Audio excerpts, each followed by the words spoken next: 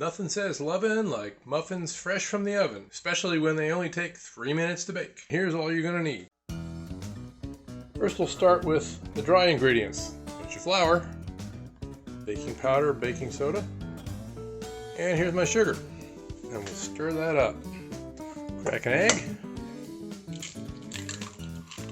add milk, butter, and the lemon juice. Stir those in until you end up with batter. Add your blueberries. Stir those until they're just incorporated. And we fill up our muffin tins. I like to use a tablespoon myself.